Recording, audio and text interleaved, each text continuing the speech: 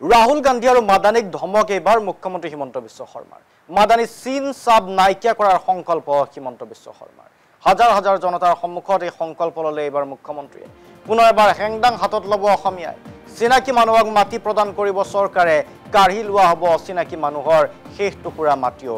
এই হুংকাৰ এইবাৰ মুখ্যমন্ত্ৰী হিমন্ত বিশ্ব শৰ্মাৰ হেংদাঙৰ প্ৰসংগ ৰাজহুৱা সভাত আৰু সমান্তৰালভাৱে চিনাকি মানুহক মাটি প্ৰদান কৰিব অচিনাকি মানুহৰ পৰা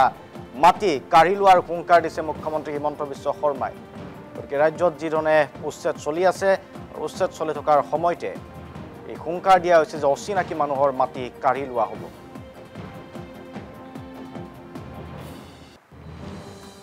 অসমৰ মুছলমানক হিমন্ত বিশ্ব শৰ্মাই একেবাৰে শেষ কৰি দিছে বুলি মন্তব্য কৰিছিল আৰছাদ মাদানীয়ে হিমন্ত বিশ্ব শৰ্মাৰ দৰে লোকে ভাৰতখন শেষ কৰি দিছে বুলিও কটাক্ষ কৰিছিল মাদানীয়ে ৰাহুল গান্ধীয়ে মোক ধমকি দিছে মই আজি মাদানী আৰু ৰাহুল গান্ধীক এটাই কথা ক'ব খোজো আপোনালোকে যিমানে মোক ধমকি দিব অসমক আপোনালোকে যিমানে ধমকি দিব চেষ্টা কৰিব অসমে লাচিতৰ হেংদান আকৌ এবাৰ হাতত তুলি ল'ব আৰু আমি প্ৰমাণ কৰিম যে অসমীয়ায়ো অসমবাসীয়েও ভাৰতীয় লোকসকলে কেনেকৈ জীয়াই থাকিব লাগে আমি তাক জানো আৰু সেই সংগ্ৰামখন আমি আকৌ এবাৰ যুঁজিব খুজিছো আমি জিকিব খুজিছো আমাৰ এটাই কথা চিনাকি মানুহক আমি বসুন্ধৰাৰ জৰিয়তে মাটি দিম চিনাকি মানুহক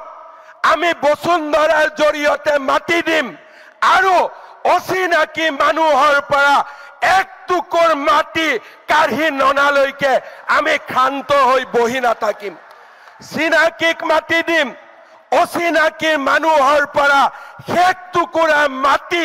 কাঢ়ি নানালৈকেও আমি ক্ষান্ত হৈ বহি নাথাকিম মই ৰাহুল গান্ধী আৰু মাদানীক চ্যালেঞ্জ কৰি ক'ব খুজিছো সাহস আছে যদি অসমীয়াৰ লগত যুঁজি চাওক অসমীয়াৰ লগত এইবাৰ যুঁজি চাওক অসমীয়া জাগিছে আৰু এই জাতিটোক আপোনালোকে এতিয়া ধৰি ৰাখিব নোৱাৰে শেষ বিন্দু বুকুৰ তেজ থাকালৈকে আমি যুঁজিম আৰু অকল আমি যুঁজিমেই এনে নহয় আমি জিকিম এই হৈছে আমাৰ সংকল্প শ্ৰদ্ধা ৰাইজ আমাৰ সন্মুখত সপোন আছে আমি এখন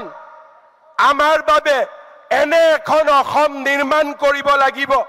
যিখন অসমত আমাৰ নতুন প্ৰজন্মই নিজকে নিৰাপদ অনুভৱ কৰিব আমি এখন অসম নিৰ্মাণ কৰিব লাগিব যিখন অসমত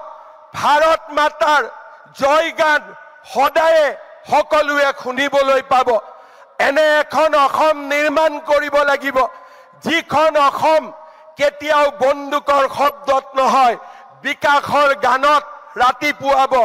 এনে এখন অসম নিৰ্মাণ কৰিব লাগিব যিখন অসমত নতুন প্ৰজন্মই এটকাও ঘোষ নিদিয়াকৈ চৰকাৰী চাকৰি পাব বেংকৰ পৰা লোন পাব আৰু বাংগালোৰ কৰ্ণাটক হায়দৰাবাদত সিকিউৰিটি গাৰ্ডত কাম কৰা সকলো সন্তানক উদ্যোগীকৰণৰ জৰিয়তে আমি মাতৃৰ বুকুলৈ আকৌ এবাৰ উভতাই আনিম তেনে এক অসম আমি নিৰ্মাণ কৰিব লাগিব পঞ্চায়তৰ প্ৰতিনিধিসকল আমাৰ মাজত গৃহমন্ত্ৰী অমিত শাহ ডাঙৰীয়া উপস্থিত আছে তেখেত আমাৰ বাবে প্ৰেৰণাৰ প্ৰতীক তেখেতৰ নেতৃত্বতে আজি প্ৰধানমন্ত্ৰী ডাঙৰীয়াৰ আশীৰ্বাদত যোৱা 10টা বছৰে আমি নিৰন্তৰ জাতি মাটিৰ হৈ কাম কৰিছো মই সকলোকে